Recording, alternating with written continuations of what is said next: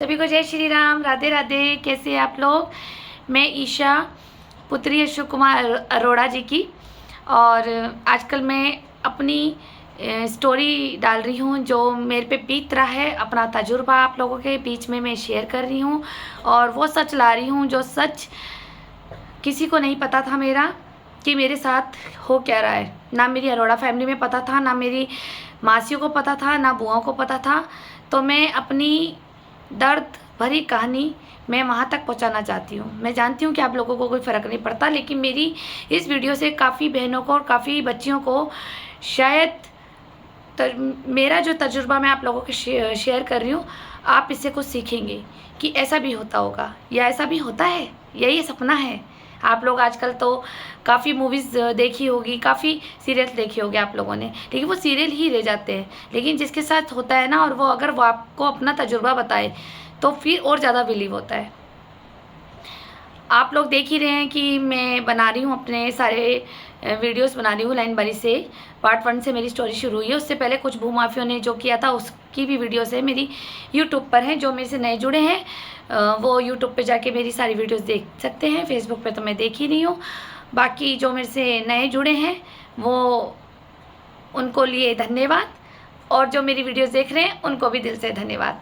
आज का मेरा ये टॉपिक स्पेशल उन लड़कियों की, उन बहनों के लिए है। हो सकता है कि आप लोगों को थोड़ा मेरा बुरा लग जाए, लेकिन मैं अपना तजुर्बा आप लोगों के साथ शेयर करना चाहती हूँ और बताना भी चाहती हूँ, और अपनी बहन को भी। कि पहली बात मैं उन बच्चों को कहना चाहूँगी, बेटा माँ बाप का जो दर्द होता है ना, वो अपनी औलाद ही समझ पाती है। पता है, जब हम जन्म लेते हैं हमारी माएँ हमें पालती हैं। हालांकि मेरी माँ ने मुझे बचपन में कैसा पाला मैं नहीं देख पाई, लेकिन हाँ 12 साल की उम्र में मैं बहुत बड़ी हो गई थी। 12 साल की उम्र में मैं शरीर से तो बड़ी नहीं हुई, और मैं आज तक शरीर से बड़ी नहीं हूँ। हाइट छोटी रह गई है मेरी काफ़ी।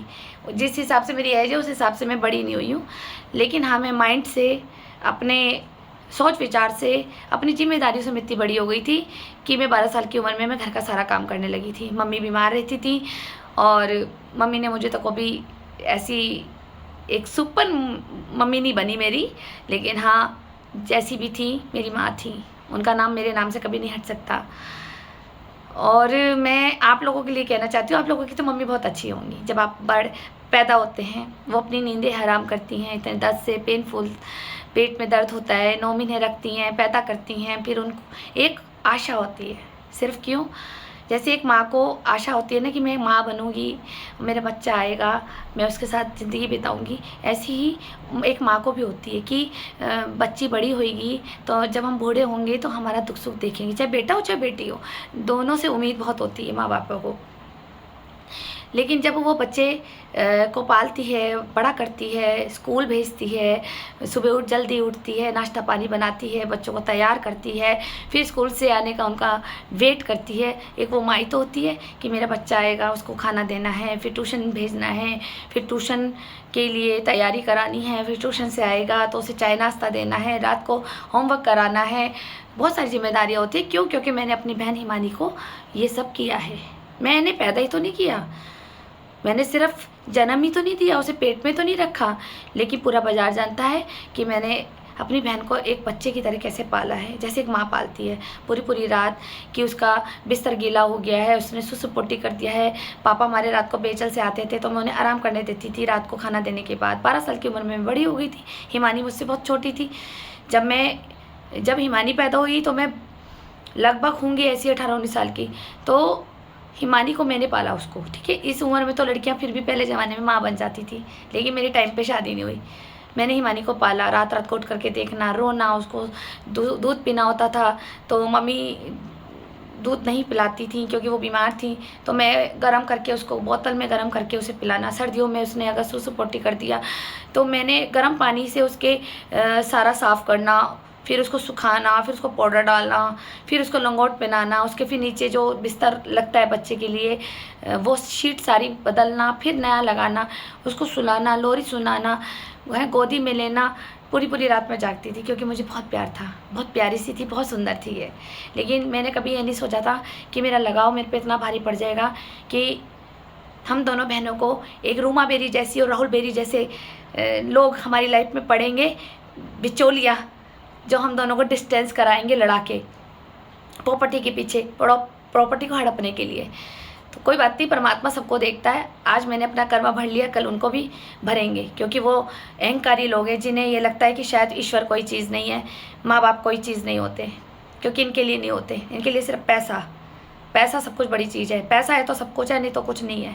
देखा जाएगा ये पैसा भी इनके लिए कितना काम आता है। तो मैं आप बेटियों को ही बताना चाह रही थी, बेटा ये माँ होती है, ठीक है। और दूसरा, अब पिता पे आ जाओ कि माँ से ज़्यादा पिता ज़्यादा स्ट्रगल करता है। पता है वो रो नहीं सकता, वो अपना दर्द नहीं बता सकता। मम्मी गुस्सा कर लेती हैं, मारती हैं, पीटती हैं, मुझे भी बहुत मारा है। मैं एक वीडियो डालूंगी कि मेरी पिटाई कैसे होती थी, वो भी मैं डालूंगी। और हिमानी की जब पिटाई इतनी हुई नहीं है, क्योंकि हिमानी के ऊपर मैं थी। अगर मम्मी उसे कुछ कहेंगी तो मैं उनका हाथ पकड़ लेती थी, और कई बार पिटी भी हूँ मम्मी से, तो मैं उसकी एक सपोर्टर थी। लेकिन मेरे पास कोई सपोर्टर नहीं था। मैं जब पैदा हुई तो मम्मी ने मुझे बहुत बुरा तरह पीटते ना, जैसे जलीलों की तरह, उस तरह से। मेरा मोहल्ला जानता होगा, मेरे कुछ भाई लोग भी जानते हैं कि मेरे को कितना मारते थे, और उन्हीं की फैमिली मुझे बचाने भी आती थी। वो समझ गया होगा मैं किसकी बात कर रही हूँ। तो मैं एक पिता का संघर्ष बता रही हूँ। जब पिता जो होता है ना, वो कितना परेशान होता है, पता है। जब उसके बच्चे होते हैं, अंदर से खुशी होती है कि मेरी बेटी पैदा हुई है। एक पिता को नहीं होती दिक्कत कि मेरी बेटी पैदा हुई है, उसको ये दिक्कत होती है बेटी चली जाएगी एक दिन बड़े होके, ये दिक्कत होती है। और फिर वो उसके पालने के लिए उसको खाना पीना रहना कौन करता है? हमारे माँ बाप ही तो करते हैं। एक पिता ही तो करता है जो संघर्ष करता है, बाहर निकलता है, तपती धूप में निकलता है, चाहे वो काला हो रहा। अगर हम अभी हम निकले मार्केट में तो हम सोचेंगे हम काले ना हो जाए, तो सनस्क्रीन लोशन लगा के जाएं। लेकिन वो पिता नहीं लगाता सनस्क्रीन लोशन। वो 50 रुपये की शीशी भी सोचता है कि क्या करूँगा लगा के इसको, काला हो जाऊँगा तो होने दो, लेकिन मुझे अपने बच्चों के लिए मेहनत करनी है। कितने चाहे कैसे भी काम हो, एक अंबानी वाला भी काम है, एक गवर्नमेंट जॉब वाला भी काम है, एक एसी के अंदर बैठ के काम है। कोई माइंड से कमाता है, कोई जुबान से कमाता है, कोई किसी के पापा प्रोफेसर होंगे कॉलेज में, कोई वकील होंगे, ये है ना, मुंह से भी मेहनत लगती है। कोई दिमाग से, जैसे कंप्यूटर पे कोई MBA है, BTech है, वो दिमागी ताकत लगानी पड़ती है। एक शरीर की जो श्रम का होता है, जो हमारे मजदूर भाई लोग हैं, जो ईंट ढोते हैं, जो मकान बनाते हैं, स्ट्रगल करते हैं, कि ये हर तरह की किस्मत के अनुसार भगवान ने दिया हुआ है ये कि आपने ऐसा करना है। किसी को AC रूम में नौकरी कर रहा है तो कोई बाहर धूप में कर रहा है, लेकिन स्ट्रगल सारा सबका एक है। सिर्फ क्या कि अपनी फैमिली को मजबूत बनाना, अपनी फैमिली का पालन पोषण करना, अपनी फैमिली की खुशियाँ बटोर के लाना।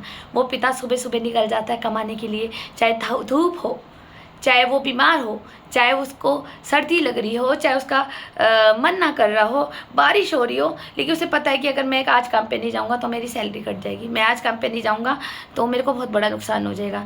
यही सोचते हैं ना हमारे भाई लोग, पिता लोग। जो अंकल मुझे सुन रहे होंगे वो समझ रहे होंगे बातों को, कि उनका एक इंट्यूशन अंदर से ये नहीं रहता कि मुझे पैसा कमाना है। वो ये रहते मेरे बीवी बच्चे खुश रहे, मेरे बच्चों के लिए सारी कायनात की खुशियाँ आ जाए, ठीक है। देखिए कुछ बाप इतनी बेईमानी से कमाते हैं जो अपने बच्चों को दूसरों का हक मार करके अपने बीवी बच्चों के पेट में भरते हैं। ये मैंने आकर के देखे ससुराल में। और एक हमारे पिता थे जो ईमानदारी से खिलाते थे, नमक है तो नमक से खाओ और घी भी आया तो घी से भी खाओ। तो मैं बेटा इसलिए बताना चाह रही थी कि एक माँ बाप का दिल इतना मत दुखाओ। मैं देखो, आप लोग छोटे से होते हो, आपके लिए जूते कौन बना रहा? पापा। ड्रेस कौन बना रहे? पापा। आपके पापा जो होते हैं ना, अपनी खुशियाँ को दबोच करके, बंद करके, वो फटी हुई पैंट, फटे हुए शर्ट में रहता है, ठीक। एक फल भी होगा ना मैंगो, तो वो भी कहेगा मेरे बच्चे खा ले, कोई बात नहीं। वो नाटक कर देंगे कि नहीं हमारा मन नहीं कर रहा, अरे हमें पसंद नहीं है, हमारा पेट खराब हो जाएगा। ऐसे करते होंगे आप लोगों के मम्मी पापा भी। मैं ये नहीं कह रही हर किसी के मम्मी पापा अच्छे होते हैं। मेरी एक फ्रेंड के पापा बड़े ख़राब थे, वो शराब पीकर बहुत मारते थे मेरी फ्रेंड को। वो फ्रेंड भी सुन रही होगी। यहाँ पे मेरी मम्मी ने इतना मारा और वहाँ उसके पापा मारते थे। तो ये होता है, वो कई लोग शराब पी के बहुत मारते हैं अपने बच्चों को, लेकिन मेरे पापा तो कुछ ऐसे नशे और किसी प्रकार का नशा हमारी तो फैमिली में चला ही नहीं है। मैं वो सच बता रही हूँ कि एक पिता जो होता है ना, वो अपनी इच्छाओं को मार करके अपने बच्चों को इतनी मेहनत दिन रात करता है कि वो देखता है कि स्कूल का नया एडमिशन होना है, इसका स्कूल का बैग लाना है, इसका सिलेबस लाना है, इसकी कॉपी पेन लाने हैं, इसकी ड्रेस लानी है, इसके जूते फट रहे हैं, अरे इसकी तो हाइट बढ़ गई है, इसकी तो पैंट छोटी हो गई है, इसको नई पैंट लानी है, अरे ये बीमार हो गया बच्चा, इसको डॉक्टर के अच्छे से अच्छा डॉक्टर आपके लिए अरेंज करते हैं, है ना पेरेंट्स। ये इस चीज़ में तो सब करते हैं, ले लेके भागते हैं आपको कि नहीं हमारे बच्चे को कुछ हो ना जाए। ये होते हैं हमारे माँ बाप। भले वो हमें मारते हैं, पीटते हैं, गुस्सा करते हैं, चिल्लाते हैं, क्यों करते हैं बेटा? क्यों? क्योंकि वो हमसे प्यार करते हैं। वो उस वक्त अपनी जो उनके भाव होते हैं ना, वो गुस्से, किसी किसी का ना क्या होता है, एक कोई मीठा बोल के समझाता है तो कोई क्रोध में समझाता है, कोई दबी आवाज़ में समझाता है तो कोई ऊंची आवाज़ में समझाता है। समझाने का लहजा अलग हो जाता है सबका, लेकिन बात वही होती है कि वो आपसे इतना प्यार करते हैं कि हमें लगता है कि हमारे पापा गलत है। हमें लगते हैं, जैसे कईयों के घर में क्या होता है, मम्मी पापा जल्दी एक्सपायर हो जाते हैं तो उनके बड़े भाई या बहन पाल रहे होते हैं। जैसे हमारे बड़े मामा जी ने बहुत जिम्मेदारियां निभाई है। सारी बहनों की शादी करने के बाद शादी करी है उन्होंने, जब उनकी एज भी बहुत हो गई थी उसके बाद उन्होंने शादी करी है, क्योंकि नाना जी हमारे बहुत जल्दी एक्सपायर हो गए थे। तो नानी की जिम्मेदारी, फिर छोटे मामा भी बहुत छोटे थे, फिर सारी बहनें भी उनके ऊपर इतनी जिम्मेदारी आ गई। तो मेरे मामा ने, मेरे बड़े मामा बहुत ईमानदार है, वो भी मेरे पापा की तरह बड़े ईमानदार है, इसीलिए वो मोदी जी को बहुत लाइक करते हैं, क्योंकि मोदी जी वो कहते हैं गलत ही नहीं है वो।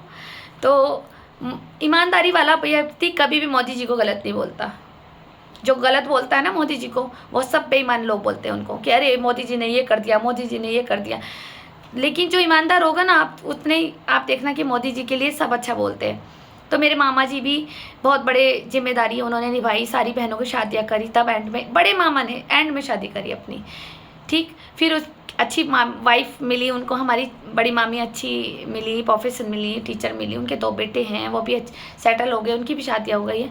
तो मैं आपको ये बताना चाह रही थी बेटा, एक पिता एक माँ कभी बुरे नहीं होते।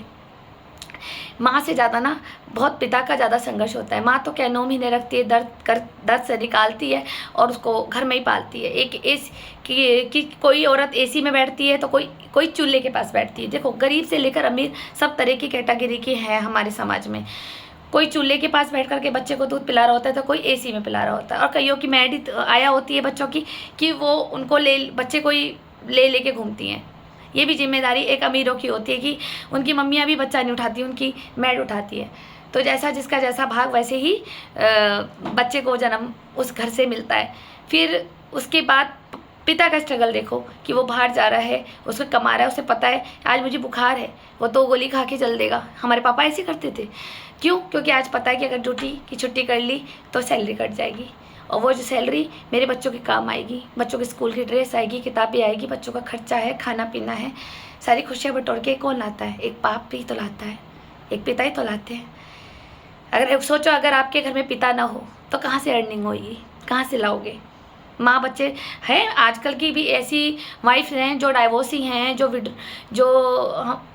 विधवा भी हैं, वो बेचारी अपने बच्चों के साथ स्ट्रगल करती हैं, कमाती हैं, पालती हैं, बड़ा करती हैं, ऐसा कुछ नहीं है। लेकिन जो स्ट्रगल एक पुरुष का होता है वो बड़ा दर्दनाक होता है, ठीक। वो बाहर जाके कमाता है। उसके बाद क्या हुआ, वो उन्होंने हमें बड़ा करा, पाई हमें खिलाया, एक मेहनत का दाना, हम बड़े हो गए। फिर क्या हुआ, हम 18 साल के हो गए, बालिग हो गए, हमें एक अधिकार मिल जाता है। मैं आप लोगों बच्चों से पूछूंगी, क्या वो हमें अधिकार मिल जाता है कि हम बालिग हो गए और हम अपने माँ बाप के मुंह पे काला थोप करके और चले जाए? जब हम कॉलेज जाते हैं हमें नया माहौल मिलता है, और उस वक्त वो जवानी भी होती है हम लोगों के पास, टीनेजर एज, कि उस एज में हर एक व्यक्ति हमें एक आकर्षित लगता है, एक अट्रैक्शन होता है, लड़कों को लड़कियों के लिए और लड़कियों को लड़कों के लिए, क्योंकि वो उम्र ही ऐसी होती है, वो एज फैक्टर होता है हमारा। लेकिन अगर उसमें बुद्धि आ जाए ना तो फिर कोई माँ बाप शर्मिंदा नहीं उठाते, ठीक है। कुछ लड़कियाँ आकर्षित सब होती है, मैं भी हुई हूँ, ऐसा नहीं, मैं क्यों कहूँ कि मेरा भी कॉलेज में बहुत बड़ा ग्रुप था, हम भी बोलते थे, सभी से बोलते थे, और मेरा अच्छा इत्तेफाक से ना मुझे ग्रुप भी बहुत अच्छा मिला, मेरे सारे फ्रेंड सर्किल अच्छे मिले, कि कोई ऐसा नहीं था कि कोई बेईमानी है, कोई चालाक है, या किसी को पैसों से लालच था, या किसी को खूबसूरतियों से लालच था हमारी, और किसी को ऐसा लालच नहीं था। बहुत ईमानदार और अच्छे, और कोई ऐसी नज़र भी नहीं रखते थे वो हम लोगों पे कि नहीं हमारे साथ हमारे ग्रुप में है तो हम इसको पटा ले और आई लव यू बोल दे, इसे लेके भागे, शादी करे, या इसके साथ कुछ गलत हरकत करे। ऐसे हमारे ग्रुप में नहीं है, और आज भी वो लोग मुझे सुन रहे होंगे। हमारा ग्रुप बहुत अच्छा था, ऊपर वाले ने दिया हमें ऐसा ग्रुप। लेकिन कुछ ग्रुप बेटा ऐसा होता है कि लड़के आई लव यू बोलते हैं, झूठ बोलते हैं, हम तुमसे प्यार करते हैं, रो के दिखाएंगे, आंसू दिखाएंगे, करते हैं। मेरे कॉलेज में 2-3 लड़कों ने मेरे लिए भी ऐसे करा था, पर मुझे फ़र्क नहीं पड़ता था, क्योंकि अपना एक उद्देश्य था। जब पापा ने हमें बोल रखा था कि मैं लव मैरिज कभी नहीं स्वीकारूंगा, काट दूंगा, लेकिन मैं लव मैरिज कभी नहीं स्वीकारूंगा। ये सम्मान तुम मेरा अगर ख़राब करोगी तो मैं तुम्हें बख्शूंगा नहीं। ये पापा के हमारे वर्ड्स थे। तुम बोलो, कॉलेज जाओ, सबसे मिलो, सबसे बैठ के बातें करो, गप्पे शप्पे मारो, कोई मना नहीं है, लेकिन ये नहीं है कि तुम कॉलेज के नाम पर आवारागर्दियाँ कर रही हो। तो फिर होता क्या है कि कुछ लड़कियां बेचारी भाग जाती हैं और लड़कों के साथ कॉलेज गोल करके और बाहर घूमने फिरने निकल जाती हैं। ऐसा होता है और हुआ भी होगा, ठीक। तो उस वक्त बेटा आप क्यों नहीं सोचते कि हमारे माँ बाप की इज्जत क्या है? घूमो फिरो, किसी ने मना नहीं करा। अरे घूम के आ जाओ, बाहर घूमो फिरो, समोसे खाओ, ढोकला खाओ, आइसक्रीम खाओ, चॉकलेट खाओ, बारिश में भीगो, मस्ती मारो, लेकिन उड़ के फिर भी आ जाओ अपने पिता के घर में। कोई बाउंडेशन नहीं है, ठीक है, सब माहौल चेंज हो रहा है, आगे का कलयुग आ रहा है, लेकिन इसका मतलब ये नहीं होता कि आप एक पिता जिसने आपको पाला है इतनी मेहनत से, माँ ने पाला है, उसकी तुम दाग लगा जाओ। ऐसा मत करो। जब नया लड़का हमें कोई मिलता है, हमें प्यार में बहकला के ले जाता है, ठीक है, और फिर ये कह दिया जाता है कि अकेली थी या इसे प्यार नहीं मिला। मुझे प्यार नहीं मिला। मैं एक वीडियो डालूंगी जिसमें मैं आपको बता रही थी ना, मैं अपनी पटाई दिखाऊंगी, मेरी मम्मी मुझे कैसे मारती थी। और जो बागी फिल्म में जो सलमान खान के पापा थे, वो मेरे पापा थे उस नेचर के। तो मैंने उन दोनों को हैंडल किया ना, क्योंकि पापा मेरे एजुकेटेड थे, टरबाइन इंजीनियर थे, वो अपने हिटलरगिरी में रहते थे, वो उनका डिसिप्लिन। और मम्मी पढ़ी लिखी नहीं थी, तो ज़्यादा पढ़ी लिखी तो थी नहीं वो उनके अंदर वो पागलपन वाली था कि बच्चों को मारो, चप्पल से मारो, जूते से मारो, सब से मारो। उन्होंने हर तरह के औजार मेरे ऊपर चलाए मम्मी ने। लेकिन कोई बात नहीं, माँ बाप होते हैं। जिनका अन्न खाया है मैं उनको कभी गलत नहीं कहूँगी, क्योंकि उन्होंने एक मेहनत करी हमें पालने के लिए। वरना आजकल कौन चाहता है मेहनत करे? मुझे भी मज़ा आता होगा ना, मैं भी सो जाऊँ थोड़ी देर, लेकिन उठना पड़ता है। काम जितना होता है करती हूँ, खाना बनाती हूँ, पति को भी देती हूँ, अपने डॉग्स को भी देती हूँ। ऐसे हमारे पिताजी भी, सबके पिताजी जिम्मेदारी समझते हैं कि हमें घर पालना है। लेकिन जब एक लड़की एक लड़के के लिए आकर्षित हो जाती है कि बस यही मेरा संसार है, यही मेरा संसार है, मेरे मम्मी पापा ख़राब है, भाई बहन ख़राब है, घर में दादा दादी सब ख़राब है, बस वो लड़का उसको प्यार में फैलाता है और हाथ पकड़ता है, तो बस फिर क्या, फिर तो आशिकी शुरू हो जाती है कि आ कहीं दूर चले जाए हम, दूर इतना कि छू न सके कोई गम। मेरी आवाज़ थोड़ी सी ख़राब हो रही है क्योंकि मुझे ऑटोइम्यून डिजीज़ बीमारी है, तो थोड़ा दिक्कत होती है मुझे गले में। तो बेटा कोई भी लड़का जब कहे ना आ कहीं दूर चले जाए हम, तो पीछे मुड़ के देखो, तुम्हारे माँ बाप इंतज़ार कर रहे हैं। मत करो ऐसा। क्यों? क्योंकि हमें उनकी बाउंडेशन नहीं अच्छी लगती है ना, यही दिक्कत है ना बेटा। वो बाउंडेशन नहीं होती, वो हमारे कवच होते हैं। कैसे कवच, मैं आपको बताऊँगी नेक्स्ट वीडियो में।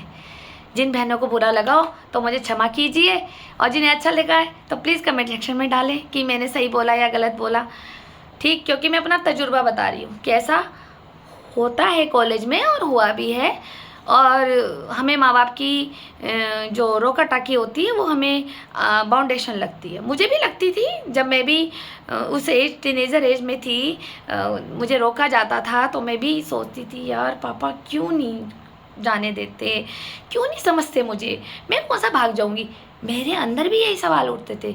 लेकिन आज मुझे लग रहा है कि अच्छा हुआ मेरे पापा ने मेरे ऊपर सख्ती करी। मैं किसी की बात नहीं सुनती हूँ, गलत तो बिल्कुल नहीं सुनती मैं किसी की।